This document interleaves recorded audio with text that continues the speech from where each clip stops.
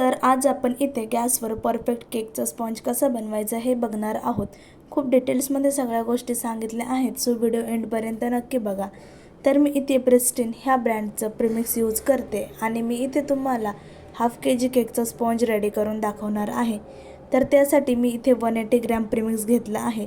Half KGसाठी 180 gram premix मी इथे use करते। त्यानंतर त्यात 1 स्पून ऑइल ॲड करायचं। ऑइल थोडं कमी जास्त घेतलं तरी चालेल, पण आठवणीने थोडं तरी टाकायचं।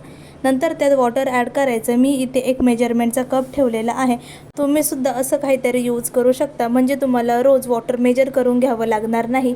हे पाणी 200 ml इतकं आहे। हे ॲड केल्यावर बॅटर मिक्स करायचं, ओव्हर मिक्स नाही करायचं आणि अशी कन्सिस्टन्सी असली पाहिजे। जर बॅटर जास्त पातळ असेल तर तुमचा स्पॉन्ज वरून क्रॅक जाऊ शकतात आणि जास्त थिक असेल तर मधून असा खाली जाऊ शकतो।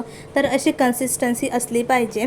आता टीनला बटर पेपर लावून हे बॅटर त्यामध्ये ओतायचं आणि तुम्ही बघू शकता हे बॅटर मी टीनमध्ये ओतत आहे आणि स्लोली तुम्हाला दाखवत आहे, कारण मेन असतं आपली कन्सिस्टन्सी, तर ती अशी असली पाहिजे। त्याप्रमाणे तुम्ही तुमचं बॅटर रेडी करा आणि त्याच्यानंतर टीन इथे 2-3 वेळा असा टॅप करून घ्यायचा आणि नंतर तुम्ही इथे बघू शकता मी गॅसवर पातेलं ठेवलेलं आहे आणि त्यामध्ये स्टँड आहे आणि आपला टीन त्यामध्ये ठेवायचा आणि गॅसची फ्लेम मिडियम टू लो अशा याच्यावर ठेवायची आणि 25 to 30 मिनिट्स बेक करायचा।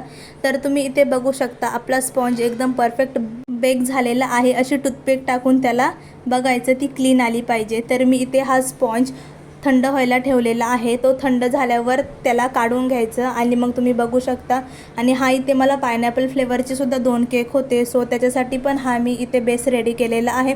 तर तुम्ही बघू शकता तो सुद्धा बेस किती परफेक्ट आपला रेडी झालेला आहे, कुठेही क्रॅक्स आलेले नाही, काही नाही। तर तुम्ही पण अशा बारीक ट्रिक्स वापरून परफेक्ट स्पॉन्ज रेडी करू शकता। व्हिडिओ आवडला असेल तर लाईक करा। भेटूया नेक्स्ट व्हिडिओ।